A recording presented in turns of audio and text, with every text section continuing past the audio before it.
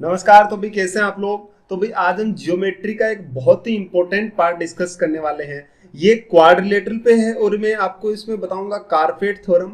और ये बहुत ही इंपॉर्टेंट है, आपको इसमें बहुत कुछ सीखने को मिलेगा। आप बस इस चीज को देखना। देखो मैं आपको यकीन दिलाता हूं कि एग्जाम में इस तरीके का एक ना एक क्वेश्चन आपको कहीं ना कहीं जरूर मिलेगा। ये एकदम से तो इजी क्वेश्चन होता है और बस लॉजिकली होता है। ये आपको कितना भी घुमा के क्वेश्चन देगा लेकिन वो उसका सॉल्यूशन है ना, वो बड़ा इजी होगा। बस आपको दो चार बातें समझने में आपको जीरो से बताऊंगा। और ये बातें अगर आपने सीख लेना तो आपको ये जो कारपेट थ्योरम में बता रहा हूँ इसमें कहीं कोई दिक्कत नहीं आएगी। बस आपको चीजों को समझने की जरूरत है। आप रटने की कोशिश ना करना, चीजों को समझने की कोशिश करना। तो भाई चलो आज हम शुरू करते हैं। पहले मैं आपको दो चार बेसिक बातें बताता हूँ जो मैंने पहले बता रखी है। जैसे मान लीजिए आपके पास एक ये ट्रायंगल है, ठीक है। ये मान लीजिए एक ट्रायंगल है और मैं आपसे कहूं कि इसका जो बेस है, इसका रेशियो मान लो ये ए दे रखा है और ये बी दे रखा है, ठीक है। ये इनका रेशियो दिया हुआ है ऐसे। ये वाली ए है साइड और ये वाली बी है। तो मैं आपसे कहूं कि इन ट्रायंगल के एरिया का रेशियो बताओ क्या होगा।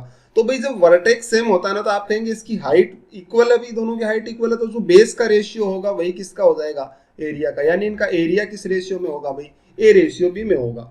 ठीक है, ये बात मैंने बता रखी है। अब ध्यान देना भाई, ये ए रेशियो बी में क्यों हो जाता है, क्योंकि इनकी हाइट इक्वल होती है। और जब एरिया निकाल देना वो होता है बेस इंटू हाइट। और हाइट इक्वल होती है ना, देखो इस पे परपेंडिकुलर डालेंगे ना आप तो ये हाइट दोनों की सेम रहेगी। इसकी और इसकी दोनों की हाइट इक्वल है तो ये हाइट से हाइट तो कैंसिल हो जाती है। एरिया का रेशियो किसमें बन जाता है, बेस रेशियो में। अब देखो मान लीजिए आपके पास ये दो पैरेलल लाइन है, एक तो ये है और एक ये दोनों लाइन पैरेलल है। अब आपसे मैं कहता हूं कि ये पैरेलल लाइन है, मान लीजिए यहां से एक ट्रायंगल बना हुआ है, ठीक है। ये पॉइंट में मान लेता हूं, इसको पी ले लेता हूं, ये पी पॉइंट है और एक इधर से ट्रायंगल बना हुआ है, ये क्यू पॉइंट है। आप मुझे एक बात बताना, इन दोनों ट्रायंगल के एरिया का रेशियो क्या होगा, ए पी बी और ए क्यू बी, इन दोनों के एरिया का रेशियो क्या होगा। तो आप क्या बोलेंगे कि ये है ना पैरेलल लाइन है और पैरेलल लाइन के बीच की हाइट हमेशा इक्वल होती है। अगर आप इस ट्रायंगल की हाइट देखेंगे ना तो मान लीजिए एच हाइट है तो इसकी भी कितनी बनेगी भाई, इधर ये भी एच ही बनेगी। तो भाई जब हाइट इक्वल होती है ना तो एरिया का रेशियो बेस रेशियो में होता है। यानी यहाँ पे ए बी है ना, ये ए बी और ए बी तो दोनों का तो ए बी है, तो इन दोनों का ट्रायंगल का एरिया इक्वल होगा। यानी आप यहाँ पे कितने भी ट्रायंगल बना लो चाहे इस तरीके से, आप चाहे यहाँ पे कितने भी ट्रायंगल बना लो, ये सारे के सारे का एरिया क्या होगा भाई, इक्वल होगा। ऐसे आप चाहिए आगे जाके यहाँ पे कैसा भी कोई ट्रायंगल बने लेकिन बस वो बेस ए बी होना चाहिए। इन सारे ट्रायंगल का एरिया क्या बनेगा भाई, हमेशा इक्वल आएगा। आई मेरी बात समझ। ये छोटा सा पॉइंट अगर आपको पता ना, जैसे मान लो मैं यही कह देता हूँ कि आप बताओ ये दो पैरेलल लाइन है, ठीक है। इस तरीके से इस पे तीन पॉइंट है ए बी सी। मैं ए बी सी ले लेता हूँ, ए बी और सी। इनका मैं मान लेता हूँ ये साइड दो है ये तीन है। तो आप बताना जरा, इस ट्रायंगल इधर बना हुआ है एक तो, और एक ट्रायंगल इधर ऐसे इतना बड़ा ट्रायंगल बना हुआ। आप मुझे बताओ इन ट्रायंगल का एरिया का रेशियो क्या होगा। तो आपको पता है भाई ये चाहे ट्रायंगल कहीं पे भी बने, इनकी हाइट हमेशा इक्वल रहेगी। इसकी हाइट यहाँ से परपेंडिकुलर डालूंगा तो एच आएगी और इसकी भी यहाँ से परपेंडिकुलर डालूंगा इस पर तो कितनी आएगी, एच आएगी। यानी हाइट से तो हमें कोई लेना देना ही नहीं है। मतलब एरिया का रेशियो बेस में हो, बेस के रेशियो में होगा। तो यहाँ पे बेस 2 है, यहाँ पे बेस 3 है, तो एरिया भी किस में हो जाएगा, 2 3 में। समझ रहे हैं मेरी बात को। बड़ा इजी सा पॉइंट है, इस पे देखना। ये इजी सा पॉइंट है, यहाँ पे मैं इस क्वेश्चन को डिस्कस कर रहा हूँ आपके साथ। ये कह रहा है कि if ABCD is rectangle, ABCD rectangle है, then find the area ratio of AEB. यानी ये जो एईबी है ना इसका और इन दोनों का सम, मतलब इन दोनों का एरिया बताओ। तो इसका तो मैं मान लेता हूँ ए और इसका मान लेता हूँ बी। देखो इजी इजी बातें आप समझोगे ना तो आपको ये सारा का सारा चैप्टर क्लियर हो जाएगा, जितनी भी मैं इजी इजी सी बातें बताता हूँ। देखना ये होगा क्या, अगर मैं आपसे कहूं रेक्टेंगल है तो मतलब ये दोनों साइड है बराबर। आप इसको कुछ भी ले लो, इसको मैं मान लेता हूं एक्स है और ये मैं मान लेता हूं वाई है। और ये कितनी है भाई, एक्स प्लस वाई। सही बोलने लग रहा हूं, पूरी एक्स प्लस वाई हो जाए क्योंकि बराबर है। इसका एरिया बताओ भाई क्या होगा ए का। तो ए क्या होगा, 1/2। ट्रायंगल है ना एईडी, ये एईडी जो है ना एईडी, तो ये ए बराबर आएगा एक का। मतलब ये एरिया यहाँ पे जो मैंने दिया है ना, ये जो सर्कल में लिख दिया वो इसका एरिया है। तो एईडी का एरिया क्या आएगा, ये ट्रायंगल है तो क्या होता है 1/2 इंटू बेस इंटू हाइट। तो बेस कितना है भाई एक्स, और हाइट बोलो जरा कितनी है इसकी। तो हाइट तो इसकी दोनों दो पैरेलल लाइन है ए बी। तो या तो फिर आप यही कह सकते हो कि रेक्टेंगल है तो 90 होगा, यानी एडी हाइट हो जाएगी। या फिर आप कह सकते हो भाई पैरेलल लाइन है तो इसकी हाइट मान लीजिए एच है, ठीक है। और बाद में बात करूंगा बी की। इस बी का एरिया क्या होगा, तो आप क्या कहेंगे 1/2 इंटू बेस, यहाँ पे वाई है और इंटू हाइट कितनी होगी इसकी भी एच होगी। इसी तरीके से मैं बात करूंगा सी की। तो सी क्या हो जाएगा 1/2 इंटू बेस कितना भी इसका एक्स प्लस वाई हो गया और इंटू हाइट कितनी हो गई एच। अब जब आप ए प्लस बी को जोड़ोगे ना तो क्या आएगा ए प्लस बी और अपॉन में मान लीजिए मैं यहाँ पे लिख लेता हूँ सी। इन दोनों का तो आपसे रेशियो पूछा था। तो ए प्लस बी कितना आ गया भाई, इन दोनों को जोड़ेंगे तो 1/2 इंटू एच, तो आप कॉमन ले लो तो बचेगा कितना भाई एक्स प्लस वाई। और सी कितना आ गया 1/2 इंटू एक्स प्लस वाई और इंटू कितना हो गया एच, यानी एच ये तो कैंसिल हो गया 1/2 एक्स प्लस वाई। तो बचा कितना भी, ये देखो यहाँ से कितना बच गया एक्स प्लस वाई, सारा का सारा कैंसिल हो गया, यानी बच कितना गया अभी, ये आ गया 1:1, यानी ये दोनों एरिया क्या थे, बराबर थे। मतलब इनका रेशियो कितना आएगा 1:1। इसका मतलब यहाँ पे क्या हुआ भाई, यहाँ पर हो गया कि जो a प्लस बी है ना वो बराबर होगा किसके, सी के। मेरी बात समझ आई? मतलब आप ये बेस मानोगे ना, हो सकता है ये 2 हो जाए, जैसे ये 2 है ये 3 है, तो ये पूरा कितना होगा 5 होगा, यानी जो इधर ये बेस का रेशियो है ना 2 और 3, तो टोटल 5 हो गया, इधर भी 5 है तो ये इक्वल हो जाएगा दोनों, मतलब ये 5-5 बेस है तो दोनों एरिया क्या हो जाएंगे, इक्वल हो जाएंगे। इस बात का ध्यान रखना, छोटा सा पॉइंट है, कुछ खास नहीं है इसमें। जैसे मान लो मैं आपसे ये क्वेश्चन पूछता हूँ, आप इसका एरिया बताना, देखो क्या करेंगे आप कि ABCD rectangle A F ratio F B 3:2 है, यानी ये तो 3 है और ये 2 है, सही बोलने लग रहा हूँ, इसने कहा है क्वेश्चन ने कि 3:2 है, तो बताना पूरा ये कितना हो जाएगा भाई, आप क्या बोलेंगे, पूरा 5 हो जाएगा, सही है ना, ये पूरा कितना हो जाएगा 5 हो जाएगा, सही बोलने लग रहा हूँ। अब ध्यान से देखो, आप क्वेश्चन को समझने की कोशिश करना। तो क्या बोल रहा है कि आप मुझे ये बताना कि ए ई एफ और एफ बी सी इसका रेशियो बताओ, एफ बी ई सी, मतलब ये वाला जो है ना, ये इधर वाला, ये इसका पूरे का, और ये इसका, और इस ट्रायंगल ए ई एफ का रेशियो बताना, ठीक है, इन दोनों का आपको रेशियो बताना। तो देखो होगा क्या भाई, ये भी इसमें रेशियो दिया था, यहाँ पे लिख लेना ये भी कि डीई रेशियो ई सी भी आप लिख लेना 1:4, ये भी लिखा हुआ था, ठीक है, ये भी 1:4 लिखा हुआ था, तो ये मैंने लिखा नहीं, गलती से लिखा नहीं गया। तो डीई ये पूरी कितनी है भाई, 3 और 2 5 है, तो ये भी रेशियो कितना दिया 1, और यानी ये कितना हो जाएगा 4, तो भाई ये भी 5 है ये भी 5 है। अगर ये इक्वल नहीं होती ना 5-5, तो हम इसको इक्वल करते, वो कैसे करते वो आगे हम देखेंगे, ठीक है। तो ये 1 हो गया, ये 4 हो गया, दोनों का ध्यान रखना, इन दोनों का सम, ये 5 है तो ये भी 5 ही होना चाहिए, ठीक है ना। अगर मान लो यहाँ पे ऐसे रेशियो दिया होता कि ये 1:2 दिया होता, मान लो ऐसे दिया होता 1:2, तो ये तो 1 और 2 3 हो गई, और इधर वाली 5 हो गई, तो फिर इक्वल नहीं, फिर उनको इक्वल करना पड़ता, कैसे करते वो आगे देखेंगे हम। तो कितना बना भाई, ये बन गया 3 और ये 2, ये इतना हो गया। आप मुझे बताओ इस ट्रायंगल का एरिया कैसे निकालेंगे आप, ए ई एफ का एरिया ट्रायंगल, यहाँ पे लिख लीजिए आप, एरिया ट्रायंगल ए ई एफ, ठीक है, ये ए ई एफ कितना बनेगा 1/2 इंटू बेस 3 और इंटू हाइट मैंने क्या मान लिया, एच मान लिया। अब इसको देखो आप, इस वाले का एरिया कैसे निकालेंगे, या तो देखो दोनों लाइन पैरेलल है तो आपका ट्रेपेजियम बन गया, ट्रेपेजियम का एरिया मैंने अभी बताया नहीं, चलो कोई ना, आप इसको मिला लो, इसको मिला लो भी, ठीक है, इसको मिला लिया, तो इसमें 2 ट्रायंगल बन गए ना, ये देखो ये दोनों ट्रायंगल बन गए, तो इसका एरिया बताना क्या बनेगा 1/2 इंटू बेस 4 और इंटू हाइट एच, प्लस इसका कितना बनेगा 1/2 इंटू बेस 2 और इसकी भी हाइट कितना है एच है, यानी ये जो एरिया बना वो कितना बन गया, इसमें से 1/2 एच तो कॉमन ले लिया और कितना आ गया 6 आ गया, और इसमें से कितना आ गया, तो एरिया का रेशियो जैसे ही करेंगे तो 1/2 है तो कैंसिल हो गया, ये 1/2 और एच तो कितना होगा 3 और 6 बन गया, यानी रेशियो कितना बना 1:2, मतलब ये अगर इसका एरिया 1 होगा एईएफ का, तो इस पूरे का कितना बन जाएगा 2 बन जाएगा, आंसर खत्म हो गया आपका, इसका रेशियो क्या बनेगा 1:2 आंसर आ गया। समझ रहे मेरी बात का मतलब, यानी कि देखो यहाँ पे 2 ट्रायंगल थे, यहाँ पे 2 ट्रायंगल थे, यहाँ पर बेस कितना था 2 और यहाँ पे कितना था भाई 4 था, तो 2 और 4 दोनों बेस जुड़ गए, ठीक है, तो 6 हो गया, यहाँ पे बेस कितना था 3, और ये क्या आ गया इनका रेशियो 1:2 आ गया। बस छोटा सा पॉइंट है जो आपको समझने की जरूरत है, कोशिश करो समझने की। अब ये देखो देखना, इसने क्या बोला कि ABCD rectangle then find the area ratio, तो आप एरिया का रेशियो बताओ, तो मैं क्या कहूंगा एईजी प्लस जीएफबी, एईजी कौन सा है अभी, ये रहा इसका, ये ट्रायंगल और जीएफबी ये ट्रायंगल, इन दोनों का सम, और क्या बताना आपको एडीई, यानी ये इधर वाला ये और ये, इनका रेशियो क्या होगा। ध्यान से देखो, बड़ा इजी क्वेश्चन है, मैं इसे मान लेता हूं कि ये एक्स है एरिया, ये वाई है और ये जेड है, ठीक है, और इसको मैं मान लेता हूं ये ए है और ये बी है। आप मुझे बताना इन ए के इक्वल टू क्या होगा, तो आप क्या कहेंगे ए इक्वल टू क्या होगा, तो वो बनेगा क्या बनेगा भाई 1/2 इंटू इसका बेस कितना ए जी, ठीक है ए जी, और इंटू हाइट मान लिया एच है, भाई रेक्टेंगल है तो हाइट तो एच बनेगा, वो एच मैंने मान लिया अपनी तरफ से, और बी बराबर क्या होगा, तो आप क्या कहेंगे 1/2 इंटू जी बी और इंटू कितना हो जाएगा एच हो जाएगा। जैसे इन दोनों से 1/2 एच कॉमन लेंगे इंटू एच, तो क्या आ जाएगा ए जी प्लस जी बी, जिसको क्या बोलेंगे भाई आप ए बी आ जाएगा। सही बोलने लग रहा हूँ, ये आ गया ए प्लस बी की वैल्यू, ठीक है, आपसे ए प्लस बी की वैल्यू इतनी आ गई। इसी तरीके से इनको जोड़ेंगे ना तो डीई ई एफ और एफ सी आ जाएगा, तीनों में से 1/2 एच तो कॉमन आ जाएगा, ठीक है, और बचेगा कितना, डी ई ई एफ और एफ सी, जिसको पूरे को जोड़ेंगे तो कितना आ जाएगा डी सी। और आपको पता है कि डी सी और ए बी तो इक्वल है क्योंकि रेक्टेंगल है, तो इनका जैसे ही रेशियो निकालेंगे ना तो ये सारे के सारे कैंसिल हो जाएंगे और बनेगा कितना भी रेशियो 1:1। यानी यहां से आपको क्या सीखने को मिला कि जब भी इस तरीके से ट्रायंगल बनते हैं तो ये जो x plus y plus z है ना, ये इक्वल आएगा किसके, ए प्लस बी के। ठीक है, यानी इधर बनने वाले ट्रायंगल, ध्यान रखना कि ये सारे इनका जो है ना ये सम, ये इक्वल होना चाहिए उधर वालों के। ठीक है, इस पॉइंट को आप याद रखिएगा। तो बड़ा इजी सा है, कुछ खास नहीं है इसमें। ये अगर बात आपको समझ आई है तो मैं आगे बढ़ता हूं।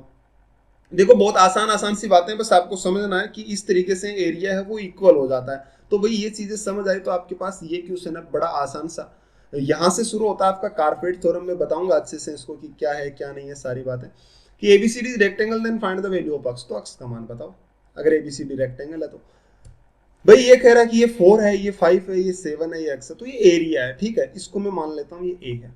आप मुझे बताना कि यहां से मैं ऐसे कहूं आपसे कि इसमें दो ट्रायंगल बने हुए हैं, area triangle A F B और area triangle D F C. आप मुझे बता, डीईसी, सॉरी डीईसी, ठीक है डीईसी, बताना जरा क्या ये दोनों एरिया इक्वल होंगे। भाई मैंने अभी बताया था थोड़ी देर पहले आपको कि ये एरिया क्या होंगे, इक्वल होंगे।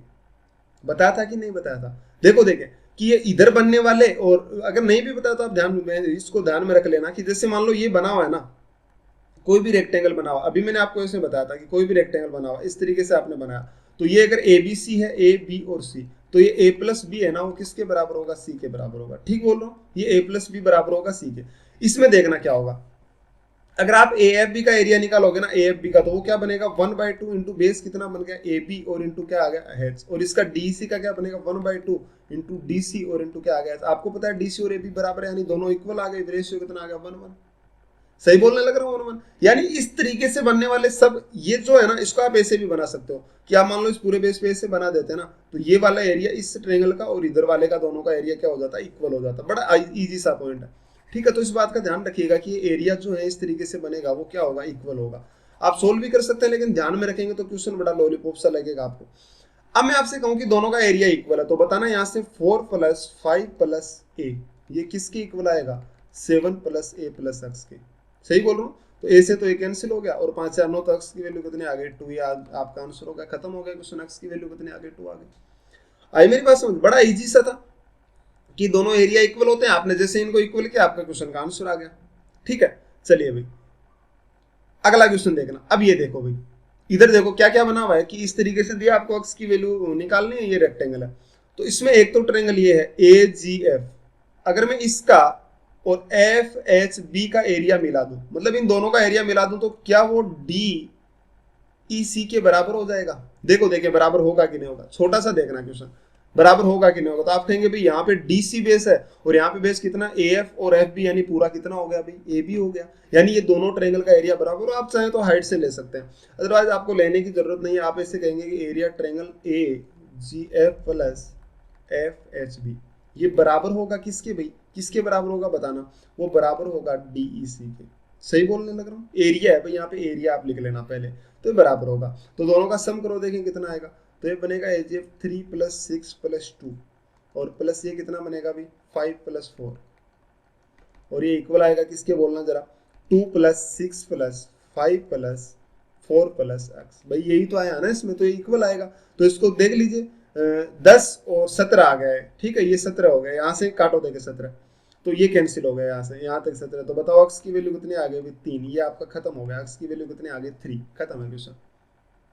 आई मेरी बात समझ, मैंने क्या कहा, मतलब आपको ये छोटी सी पॉइंट है, इसको समझने की जरूरत है, छोटा सा पॉइंट समझ। अभी तो मैंने ये बेसिक बातें बताई आपको, आगे जो बताऊंगा ना वो सारी चीजें आपको समझने की जरूरत है। ये कारपेट थ्योरम बहुत काम आएगी। ठीक है, इजी इजी से क्वेश्चन आते हैं एग्जाम में, वो आप आराम से बता सकते हो, बस आप लॉजिक समझने की कोशिश करो कि एरिया इक्वल होता है, बस ये पैरेलल लाइन के बीच की हाइट इक्वल होती है, ये देख लो, एक ही बात है। भाई आप मुझे एक बात बताओ, A B C D square, भाई ये स्क्वायर है, चलो मान लिया, रेक्टेंगल भी होता तो कोई खास बात नहीं थी। जैसे मान लो एक रेक्टेंगल बना हुआ है, ठीक है, ये रेक्टेंगल बना हुआ है, और मैं आपसे कहूँ कि एक ये ट्रायंगल है। ठीक है, इसकी ये इधर वाली हाइट मान लो, इसको मैं मान लेता हूँ ए और इस साइड को मान लेता हूँ बी, और ये मैं बता दूँ ए बी सी एक मान लो ट्रायंगल है। ठीक है, और एक इधर से ट्रायंगल बना हुआ है, इसको मैं ले लेता हूँ डी और ये ई। तो आप मुझे बताना area triangle A B C और डी ई ए का, इनका रेशियो क्या होगा? तो आप कहेंगे कि इससे अगर एबीसी की बात करें तो एरिया होता है 1/2 इंटू बेस कितना ए इंटू हाइट कितना बनेगा भाई बी, भाई हाइट तो बी है ना। अगर डी की बात करें तो 1/2 इंटू इसका बेस कितना, इधर वाली बी रेक्टेंगल है तो ये बी बनेगा, तो बेस कितना बनेगा बी इंटू हाइट कितना आ गया, इस बार हाइट इसका ए हो गया, तो दोनों देखो बराबर आ गए, तो दोनों बराबर आ गए, यानी ये एरिया क्या बनेंगे, इक्वल बनेंगे। बस छोटा सा पॉइंट है, इसको ध्यान में रखना। और आ रही है ना बात इस समझ कि इस तरफ से बनाओ चाहे इस तरफ से बनाओ, एरिया क्या हो जाएगा, इक्वल हो जाएगा ट्रायंगल्स का। तो इस पॉइंट को आप ध्यान में रख लेना छोटा सा। अब देखो यहां पर आप मुझे बताना इस क्वेश्चन में कि इन दोनों ट्रायंगल का एरिया, यहां पर एक तो बना हुआ है ये ट्रायंगल, ठीक है, ये ट्रायंगल, इसका एरिया क्या होगा और इसका एरिया, इन दोनों का एरिया आप मुझे बता दो कि बराबर होगा या नहीं होगा। दोनों ट्रायंगल का एरिया बराबर होगा। ले लो चाहे आप साइड ए ले, यहाँ पे ये साइड ए ले, ये भी ए हो जाएगी, तो इसका एरिया क्या बनेगा, इधर वाले का 1/2 इंटू बेस ए और हाइट भी ए, भाई हाइट भी ए है तो बेस इंटू हाइट, इधर वाले की बात करेंगे तो बेस और इंटू हाइट भी ए है, तो क्या बन जाएगा 1/2 इंटू ए स्क्वायर, दूसरे का भी 1/2 इंटू ए स्क्वायर, यानी दोनों क्या हो गए, बराबर हो गए। तो कुछ करना ही नहीं आपको। मैं इस एरिया को मान लेता हूँ y, बीच वाला एरिया y मान लेता हूँ, तो इस ट्रायंगल का एरिया कितना बना 7 + y + 3, ये इक्वल आएगा किसके, x + y + 6 के, तो y से तो y कैंसिल हो गया और 6 तो 10, यानी x की वैल्यू कितनी आ गई भाई 4, इसका क्या हो गया आंसर हो गया, आपके पास x की वैल्यू क्या आ गई 4 आ गई, खत्म हो गया क्वेश्चन। आई मेरी बात समझ में? नहीं क्या कहा आपको, छोटा सा कारपेट थ्योरम समझना है। अब ये इसमें कारपेट थ्योरम का मतलब क्या है वो भी मैं अभी आपको थोड़ा सा आगे बताऊंगा, पहले आप इस चीजों को समझो, बिल्कुल बेसिक बातें। ये देख लो भाई वही कहानी आ गई, सेम टू सेम रेक्टेंगल हो गया यहाँ पे, तो रेक्टेंगल है तो भी भाई कुछ भी करो चाहे आप, इधर वाला इन दोनों का तो एरिया बराबर होगा, क्योंकि रेक्टेंगल तो ये साइड ए बनेगी ये बी बनेगी, तो ये ए बी बनेगी, तो आप खत्म कर लो क्वेश्चन को। वो बेस इंटू हाइट, एक बार बेस ए हो जाएगा हाइट बी हो जाएगी, एक बार बेस बी हो जाएगा हाइट ए हो जाएगी, ठीक है। तो आपको पता है कि इस ट्रायंगल का, यहाँ वाले का इसका और इसका दोनों का एरिया बराबर होगा। जैसे आप बराबर करोगे तो इसको तो मान लेना y, और ये जैसे इक्वल करोगे तो कितना आ गया 7 + 2 + y इक्वल टू क्या हो जाएगा x + y + 3, तो y से y कैंसिल हो गया, तो यहाँ से 3 जाएगा, तो बताना x की वैल्यू कितनी आ गई 6, खत्म हो गया क्वेश्चन, ठीक है। बहुत इजी सी चीज है, बस आपको समझने की जरूरत है चीजों को, ठीक है। अब ये देख लो, ये भी वही बात है, कुछ है ही नहीं इसमें। आप क्या बोलेंगे कि इन दोनों का देखो इसका एरिया, ये अगर मैं बात करूं रेक्टेंगल है, पहली बात तो रेक्टेंगल, आपको इस x का मान बताना। तो मैंने किया क्या, मैं यहाँ से कोशिश करता हूँ सोल्व करने की। ये मान लीजिए साइड ए है, ठीक है, ये साइड बी है और ये मान लीजिए सी है, ठीक है, इस तरीके से सी है। तो आप अगर इस ट्रायंगल का एरिया निकालोगे, इस वाले का ए, इस ट्रायंगल का, ये छोटा सा ये ट्रायंगल, और इसमें देखना जरा, इस क्वेश्चन को देखना थोड़ा ध्यान से देखना, इसमें आपको ये एरिया और ये एरिया नहीं दे रखे हैं, इसमें क्या दे रखा है अभी, इसमें दे रखे हैं इधर वाले एरिया, देखो इधर वाले कौन कौन से, ये दे दिया, ये दे दिया, और इधर देखो ये दे दिया और ये दे दिया, मतलब ये इस तरीके के एरिया दे रखे हैं। तो इन चीजों में है ना, इनमें कुछ ना कुछ चीजें कॉमन होती है, जैसे इसमें ये एरिया कॉमन है, वो कॉमन वाला नहीं दिया, ये कॉमन है, देखो इधर ये ट्रायंगल आ रहा है, इसमें एक कॉमन है तो ये नहीं दिया इसने, ये भी बीच में कॉमन है तो इसको नहीं दिया, ये चीजें इसमें होती है, अगर दे भी देना तो भी कोई दिक्कत नहीं है, ठीक है। तो अब देखना जरा, अब आप कौन कौन से इसको ए और बी ना लें, अगर ये क्वेश्चन सोल्व करना आपको तो इसको ए और बी ना लें, क्यों ना लें बता देता हूं। आप इनको माने क्योंकि आपको इन ट्रायंगल का एरिया चाहिए, एक तो ये वाला चाहिए, ठीक है, एक ये वाला चाहिए और एक ये इधर वाला चाहिए, ये तीनों का एरिया चाहिए। देखना कैसे, मैंने क्या किया, मैं इसको मान लेता हूँ ए, इसको मान लेता हूँ बी और इसको मान लेता हूँ सी, ठीक है, और इसको मान लेता हूँ डी। आप मुझे बताओ कि इस, अभी मैंने आपको एक बात बोली थी कि इधर ये ट्रायंगल, ये और ये तीनों का एरिया मिलकर बराबर हो जाएगा किसके भाई, इसके। अगर आपको ये यकीन नहीं है तो मैंने पहले बताया भी, अगर आप देख भी सकते हो, बेस इंटू हाइट एरिया होगा और तीनों का सम करेंगे ना, इन तीनों का सम करेंगे तो तीनों का सम इक्वल हो जाएगा भाई किसके, वो इक्वल हो जाएगा इस इधर वाले ट्रायंगल के एरिया के, ठीक है। देखना कैसे, अगर मैं इसकी एरिया की बात करूं तो ये बनेगा 1/2 इंटू बेस ए इंटू हाइट कितनी है डी, प्लस इस इधर वाले की बात करूं तो 1/2 into base E G F की base B into height D, और प्लस इसका क्या बनेगा 1/2 into base C into height D, ठीक है। इधर वाले का क्या बनेगा 1/2 इंटू, इधर देखो बेस डी है और इस बार हाइट क्या हो गई भाई, तीनों की हाइट मिल गई, ए प्लस बी प्लस सी मिल गई, तो जैसे ये मिल गई तो इक्वल होंगे, इक्वल होंगे तो इनको इसमें से कॉमन ले लेना, तो ये तीनों का क्या हो जाएगा इसके इक्वल, खत्म है। तो ये आपके इसको समझ लेना, यही बात मैं बताने की कोशिश, अभी छोटी छोटी सी चीजें हैं, ये बेसिक क्लासेज है इनकी, ठीक है, आगे बहुत दिक्कत आ सकती है आपको। तो देखो एक तो ये छोटा सा यहाँ पे ये बचा हुआ, इसको मैं मान लेता हूँ ए, ठीक है, ए नहीं माना ना, इसको ए मान लेता हूँ, इसको बी मान लेता हूँ, इसको सी मान लेता हूँ। तो अब एरिया इक्वल कर दो। इस ट्रायंगल का एरिया कितना बनेगा 3 + 2 + a, और प्लस इसका कितना बनेगा 4 + b + x, प्लस इधर वाले का कितना बनेगा 2 + c। ये इक्वल आएगा किसके, इस पूरे के, यानी पूरा कौन सा है a + 3 + b + 9 + c। ठीक है, ये कर दिया। तो ये जैसे इसको मैंने इतना लिखा ना, अब ये ए बी सी तो कैंसिल हो जाएंगे यहाँ से, इधर इधर ये तो कैंसिल होने थे, इसीलिए इसने लिखे थे। अब आप जैसे इसको लाओगे तो ये 12 उधर जाके घट जाएगा, तो कितना बनेगा देखो देखें, ये इधर 12 हो गया, और इधर कितना आ गया अभी x, और फिर कितना बन गया 4 2 4 4 8 और 3 कितना होगा 11, तो इधर 11 माइनस हो जाएगा, यानी x की वैल्यू कितनी आ जाएगी 1, इसकी क्या आ गई x की वैल्यू आ गई। खत्म है क्वेश्चन, बड़ा इजी सा था, है ना, वही है नॉर्मल सी चीज। अब देखना इस क्वेश्चन को, देखना ये भी बड़ा इजी क्वेश्चन है। ABCD रेक्टेंगल, आपके पास रेक्टेंगल हो चाहे कुछ भी दे रखा, उससे कोई फर्क नहीं पड़ता। अब यहाँ पे ध्यान से देखना आप, इधर ये एरिया दे रखा है, इधर वाला ये, तो आपको पता है कि इस तरीके से बनना है। तो ये जो एरिया है ना AFB, ये एरिया बराबर होगा किसके भी, इस ट्रायंगल के, इसके बराबर होगा। या तो आप ऐसे कर सकते हो, या फिर एक पॉइंट आप और भी बोल सकते हो कि ये जो ADF है ना, इसका एरिया और इसका एरिया, इन दोनों का सम, इन दोनों का सम यानी इन दोनों का योग, वो योग बराबर होगा इस वाले ट्रायंगल के। ठीक है, ये भी आप कर सकते हो, छोटी सी बात है, ये दोनों बातें सही है। तो इधर ये 10 दे रखा है इस तरीके से, इसमें दे रखा तो मैं इन दोनों का लेऊंगा कि एरिया ADF + FBC ये बराबर होगा किसके, ये बराबर होगा BEC के। ठीक है, ये पॉइंट आपको यहां से समझ आना चाहिए कि BEC के बराबर होगा। तो इनको मान लो भाई, ये तो मैं A मान लेता हूँ, और इसको मैं क्या मान लेता हूँ, B मान लेता हूँ। सही बोलने लग रहा हूँ, A और B दोनों चीजें कॉमन थी, तो इसका एरिया क्या बनेगा 10 + 18 + A, ये इक्वल आएगा किसके भाई, ये इक्वल, सॉरी इसमें ये भी तो ऐड करो अभी, ये तो आपने ऐड किया ही नहीं है, +14 + b, ये इक्वल आ जाएगा इधर वाले ट्रायंगल के, यानी a + b + x के। सही बोलने लग रहा हूँ, ये इसके इक्वल होगा, तो a b से तो ये कैंसिल हो गया। तो बताना x की वैल्यू जो है वो कितनी निकल कर आ जाएगी, तो आपके पास कितना आ जाएगा, इनका सम कर देना, आपका आंसर हो जाएगा ये 28, और कितना आ गया 42, इसकी वैल्यू कितने आ गई 42, यानी x का जो एरिया होगा वो कितना हो जाएगा 42, मतलब x की वैल्यू कितनी आ गई 42। खत्म है क्वेश्चन। आई बात समझ, देखो इजी सा था, कुछ है ही नहीं क्वेश्चन में, बस आपको छोटा सा पॉइंट ध्यान में रखना। अगर ये बात आती है ना, तो अब देखो मैं आपको बताता हूं कि एक्चुअल में कारपेट थ्योरम होती क्या है, वो देखना।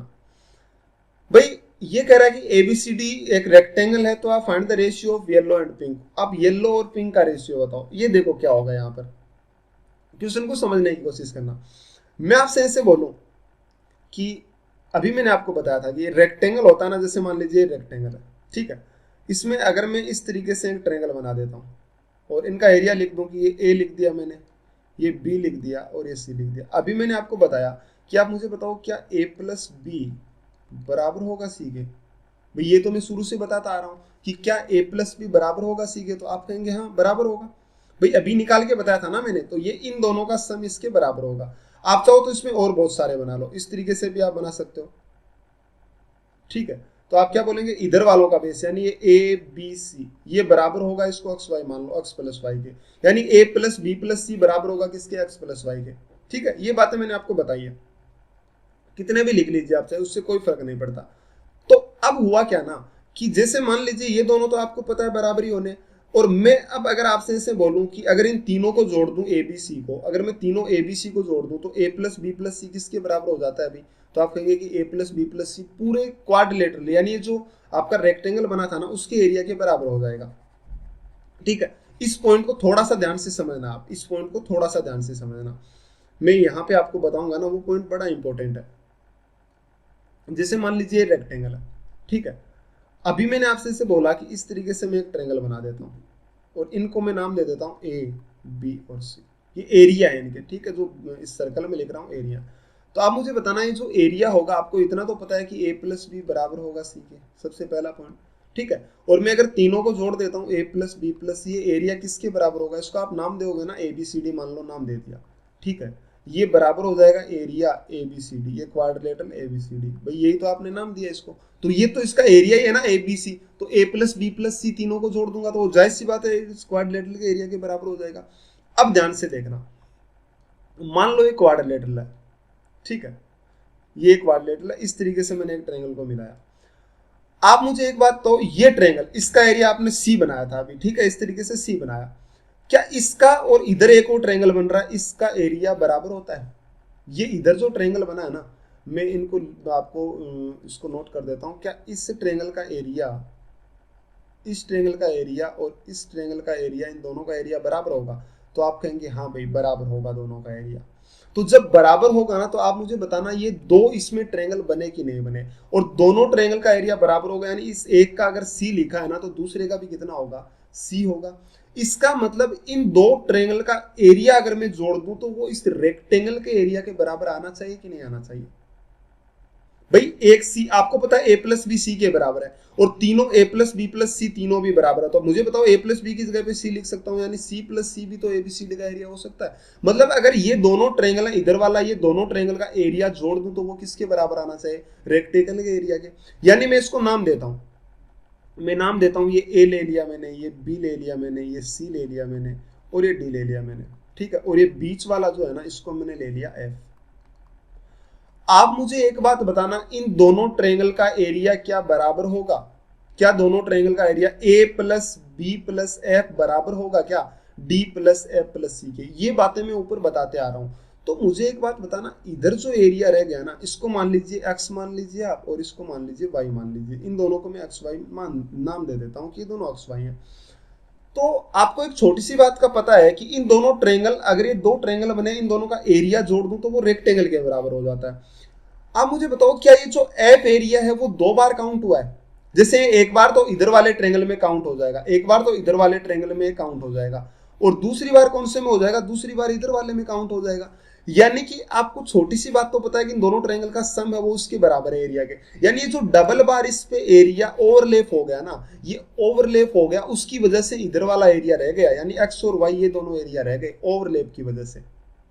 यानी अगर ये ओवरलैप ना हुआ होता, तो क्या आप कह देते कि ये जो एफ, ये बीच में जो एरिया आया है, ये दो बार जो यहाँ पे काउंट हुआ है एफ, एफ देखो यहाँ पे दो बार काउंट हो गया, तो आप एक छोटा सा पॉइंट बोल सकते हो कि इस पूरे ट्रायंगल पूरे का एरिया जो है ना, वो इसके बराबर हो जाता है। मतलब ये दोनों ट्रायंगल का सम और रेक्टेंगल के एरिया के बराबर हो जाता है, लेकिन ये ओवरलैप हो गया, जिस वजह से ये स्पेस खाली रह गया एक्स और वाई वाला। मैं कहूं कि अगर ये ओवरलैप नहीं हुआ होता, तो मुझे बताओ क्या ये पूरे को भर देता रेक्टेंगल को? भाई पूरे को भर देता ना। इसका मतलब क्या हुआ कि जो एक्स प्लस वाई है ना, ये बराबर होगा किसके, भाई एफ के बराबर होगा। देखो एक इंपॉर्टेंट सा पॉइंट है, कोशिश करो इस पॉइंट को समझने की, कि एक्स प्लस वाई है वो एफ के बराबर होगा। कैसे बराबर हुआ, ध्यान से देखो, एक बार और देखो, मैं इसको और बताता हूं, एक बार देखना।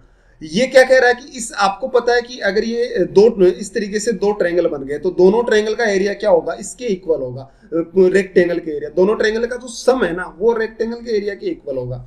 लेकिन आपको पता है कि अगर मैं इस रेक्टेंगल में, मुझे पता है एरिया, जैसे मैं आपसे कहूं ये एक रेक्टेंगल है, ठीक है, इसमें दो इक्वल ट्रायंगल के एरिया, जो मतलब इसके जैसे सी सी है, तो मैं ऐसे कह देता हूँ ये इस तरीके से दो ट्रायंगल बिछाओ, इसका एरिया भी सी है, इसका एरिया भी सी है। भाई ये ओवरलैप नहीं हुए, तो आप कहोगे भाई पूरे रेक्टेंगल के एरिया को ढक लिया इसने, पूरा का पूरा एरिया वो है ना, वो इसने ढक लिया। ठीक है, सही बोलने लग रहा हूँ। लेकिन मैं कहूँ कि ये दो ट्रायंगल थे, इनको अगर मैं इस सही तरीके से ढकता ना इनको, तो ये पूरी रेक्टेंगल पे फिक्स आ जाते, क्योंकि इन दोनों ट्रायंगल का एरिया है वो रेक्टेंगल के एरिया के बराबर है। लेकिन मैंने क्या किया, मैंने थोड़ा सा पार्ट ओवरलैप कर दिया, ओवरलैप मतलब उसके ऊपर ये चढ़ा दिया एक के ऊपर। तो जैसे ही ओवरलैप किया ना, इसका मतलब ये दो एरिया खाली रह गए। यहां से देखो, ये ट्रायंगल के बीच में एक्स और वाई खाली रह गया, ये खाली नहीं रहता अगर ये ओवरलैप नहीं हुआ होता। यानी ओवरलैप कौन सा पार्ट हुआ, एफ, एफ ही तो हुआ है, इसका मतलब एफ ओवरलैप हो गया। अगर ये ओवरलैप नहीं हुआ होता तो एक्स और वाई भी भर जाते, इसका मतलब जो एफ है ना, वो किसके बराबर हो गया, एक्स प्लस वाई के। आई मेरी बात समझ, कोशिश करो इसको समझने की। तो यहाँ पे भी यही कहानी है भाई। इसमें क्या कह रहा है कि एक ये ट्रायंगल बना हुआ है इधर से, ये रहा देखो, ये ट्रायंगल बना हुआ है, और एक कौन सा ट्रायंगल बना हुआ है, ये ट्रायंगल बना हुआ है आपके पास। तो देखो बीच में एक एरिया, इसको आप मान लीजिए एक्स मान लीजिए, ये मैं ले लेता हूँ नाम ए, और इसको ले लेता हूँ बी। तो आप मुझे बताना कि ये ओवरलैप हो गया। देखो इन दोनों ट्रायंगल में, ध्यान से देखो, इन दोनों ट्रायंगल में ये तो एरिया है ना, ये तो सारा इस ट्रायंगल में आ रहा है, इन दोनों ट्रायंगल में आ रहा है। और आपको पता है कि इन दोनों ट्रायंगल का एरिया इस रेक्टेंगल के एरिया के इक्वल होगा। तो जैसे इक्वल होगा, लेकिन ये जो ओवरलैप हो गया ना, उस वजह से ये दो पार्ट ए और बी खाली रह गए, उन पे एरिया नहीं आ पाया, यानी ये दोनों पार्ट खाली रह गए। भाई दो पार्ट खाली क्यों रहे, क्योंकि ये एक्स है ना, ओवरलैप हो गया। इसका मतलब ये ओवरलैप नहीं हुआ होता तो ये बराबर हो जाता, यानी एक्स किसके बराबर हो जाता, ए प्लस बी के। तो आपसे इनका दोनों का रेशियो पूछा था, तो कितना आ जाएगा, येलो और पिंक दोनों को जोड़ेंगे ना, तो कितना आ जाएगा, 1:1 रेशियो आ गया। ये होती है कारपेट थ्योरम, जब एक पे एक एरिया ओवरलैप हो जाता है। ठीक है, चलो कोई नहीं समझ आया, एक बार और कोशिश करो समझने की। जैसे मान लो ये है, ठीक है, क्वेश्चन को समझने की कोशिश करना कि A B C D square with side 10 metre, यानी एबीसीडी एक स्क्वायर है जिसकी साइड 10 मीटर, तो मुझे बताना है इसका एरिया कितना बन जाएगा, 100 बन जाएगा। सही बोल रहा हूँ, 10 का स्क्वायर 100 मीटर स्क्वायर बनेगा। And the area of quadrilateral, ये जो क्वाड्रिलेटर बने हुए हैं ना इस तरीके से, दो, एक तो ये रहा, ठीक है, ये पूरा ये क्वाड्रिलेटरल, और एक ये रहा, ये दो क्वाड्रिलेटरल बने हुए। उसने कहा कि इन दोनों क्वाड्रिलेटरल का एरिया कितना है, 100 है। देखो लिखा हुआ 100। अब आप मुझे एक बात बताओ कि इन दोनों क्वाड्रिलेटरल का एरिया भी 100 है। ठीक है, साफ साफ लिखा कि दोनों क्वाड्रिलेटरल का एरिया भी 100 है। और आपको क्या बोला है कि इससे पूरे स्क्वायर का एरिया भी 100 है। दोनों क्वाड्रिलेटरल का सम 100 है, देखना दोनों का प्लस किया हुआ ना, दोनों का सम 100 है। और इस ये जो है ना स्क्वायर, उसका एरिया भी 100 है। तो मुझे बताओ क्या दोनों इन क्वाड्रिलेटरल को जोड़ने पर दोनों का एरिया अगर मैं जोड़ देता हूं तो वो क्या इस स्क्वायर के एरिया के बराबर आता है? हाँ भाई आता है। इसका मतलब अगर इस स्क्वायर में मैं इन दोनों क्वाड्रिलेटरल को रख देता हूं तो क्या वो इन दोनों क्वाड्रिलेटरल को, जो चतुर्भुज दिए हो ना आपके पास, इन दोनों चतुर्भुज को क्या मैं इस स्क्वायर में, इस वर्ग में रख देता हूं तो क्या उसके पूरा पूरा ढक लेंगे? दोनों को रख देता हूं तो आप कहेंगे बिल्कुल ढक लेंगे, क्योंकि दोनों का मिलाकर एरिया बराबर है उस स्क्वायर के एरिया के। लेकिन ये ढक नहीं पा रहे। क्यों? क्योंकि देखो, एक तो ये इधर इसने तो इतना ढक लिया भाई, इतना पार्ट ढक लिया, और इसने इतना पार्ट ढक लिया, बल्कि एरिया तो दोनों का बराबर था। ये ढक नहीं पाए, इतना ही पार्ट ढक पाए। इतना ही क्यों ढक पाए भाई, बताना जरा आप, छोटा सा लॉजिक देना मुझे। क्योंकि ये एरिया है ना, ये ओवरलैप हो चुका है। ये जो था ना, इसको आप अक्स मान लीजिए, तो ये जो अक्स है ना, ये एक बार एक के ऊपर एक दोबारा से आ गया। अगर ये ऊपर नहीं आया होता ना, तो ये जो बचे हुए पार्ट है ना जिनमें एरिया नहीं आया, जो येलो शेड मैंने दिखाया है, ये इसके इक्वल हो जाता अगर ये ओवरलैप नहीं हुआ होता। यानी कि ये जो ग्रीन और जो येलो है, इनका रेशियो कितना हो जाएगा भाई, 1:1। इसका आंसर आ गया। ठीक है, अभी तो छोटी छोटी सी बातें, आगे बहुत काम आएंगी ये बातें। तो इस बात का ध्यान रखना कि जो येलो है ना वो ग्रीन के बराबर हो जाएगा। ये एरिया पूरा पूरा ढक लेता है। बस आप इस पॉइंट को छोटा सा समझने की कोशिश करो कि एरिया है जब दो क्वाड्रिलेटरल का एरिया बराबर है, दो क्वाड्रिलेटरल है, उनके सम अगर एक दूसरे क्वाड्रिलेटरल के एरिया के बराबर है, तो अगर मैं उस पर उसको रखता हूं ना, तो पूरा पूरा ढक लेना चाहिए उसको। भाई मैं आपसे ऐसे कहूं कि आपके पास एक इस तरीके से ये कोई भी एक आकृति ले रखी है, और इसका एरिया मान लीजिए 20 है, और मैं आपको दो सीट देता हूं जिनका दोनों का मिलाकर एरिया भी 20 है। ठीक है, दो सीट देता हूं, मान लो इसका 15 है, इसका 5 है, मैंने आपको मिलाकर दी। आप मुझे बताओ क्या इस 20, ये भी दोनों का एरिया 20 है, इसका भी 20 है, क्या इसको आप पूरा पूरा ढक सकते हो? बिल्कुल ढक सकते हैं, चाहे काट पीट के मुझे कैसा भी ढकना पड़े, लेकिन मैं पूरा पूरा इसको ढक सकता हूं, क्योंकि दोनों का एरिया बराबर है। अब किया क्या कि इसने क्या किया, इसने जैसे इनको रखेगा ना, तो ये किसी भी तरीके से ऐसे ऐसे करके रखेगा, मान लो डायरेक्ट, तो ये ढक नहीं पाएगा, क्योंकि एक तो इधर हो जाएगा और एक उधर, ऐसे करके कुछ ना कुछ उसमें दिक्कत आ जाएगी, मतलब ढक नहीं पाएगा। यानी कुछ एक एरिया ओवरलैप हो गया, क्योंकि एक जैसे नहीं थे। ठीक है, आकृति मतलब इसके इक्वल नहीं थी, तो इस तरीके से ओवरलैप आ गया। ओवरलैप आया, उसकी वजह से इधर वाला पार्ट खाली रह जाएगा। ठीक है, बस वही कंडीशन है जैसे ऊपर वाला क्वेश्चन था, इसमें यही था कि इसने क्या किया, इन दोनों ट्रायंगल का एरिया, एक तो ये वाला ट्रायंगल और एक ये वाला, इन दोनों का एरिया बराबर था इस स्क्वायर के। यानी मैं आपको दो ट्रायंगल देता हूं और कहता हूं कि इनका एरिया, एक स्क्वायर दिया, उसके एरिया के बराबर, तो आप उनको पूरा पूरा ढक के दिखा दो मुझे। तो आप कहेंगे हाँ भाई बिल्कुल ढक सकते हैं सर, मुझे काट पीट के इसको कैसे भी ढकना पड़े मैं इसको ढक दूंगा, इतना तो श्योर है। लेकिन उसने क्या किया, उसने जैसे उनको रखा ना, तो एक दूसरे पे ओवरलैप कर दिया। भाई पूरा पूरा दिया था और फिर ओवरलैप कर दिया, तो जाहिर सी बात है थोड़ा पार्ट तो नहीं ढका जाएगा जो ओवरलैप हुआ। यानी ये जो ए और बी है ना, ये नहीं ढका जाएगा। ये क्यों नहीं ढका गया? क्योंकि वो ओवरलैप हो गया, और उसी वजह से ए और बी है ना, वो बराबर हो जाएगा किसके, जो ओवरलैप हुआ उसके। जो डबल बार काउंट हो गया ना, जो डबल बार काउंट हो गया, वो जो खाली पड़ा है ना उसके बराबर है। तो अक्स किसके बराबर हो गया, ए प्लस बी के बराबर हो गया। सेम यही कंडीशन मैंने यहाँ पे अप्लाई करी, और सेम यही कंडीशन आप यहाँ पे अप्लाई करना। खैर ये तो इजी क्वेश्चन है, लेकिन आप कोशिश करना सोल्व करने की, खुद से इसको सोल्व करना भैया। एबीसीडी रेक्टेंगल है और ई इसका एडी का मिड पॉइंट है, तो आप इस जो पिंक पार्ट है ना उसका एरिया बताना। आप खुद से कोशिश करना, बड़ा इजी क्वेश्चन है। क्या आप लाते हो आंसर, वो आप पे डिपेंड करता है। ठीक है, तो उम्मीद करता हूँ आज की क्लास आपको अच्छी लगी होगी। अगर क्लास अच्छी लगे तो चैनल को सब्सक्राइब करें, और भाई आपका इस क्वेश्चन का जो आंसर है वो आप कमेंट बॉक्स में जरूर दें मुझे कि कितना इसका आंसर आएगा। ठीक है, तो भाई चलिए मिलते हैं अगली क्लास में। आज के लिए इतना ही, थैंक यू।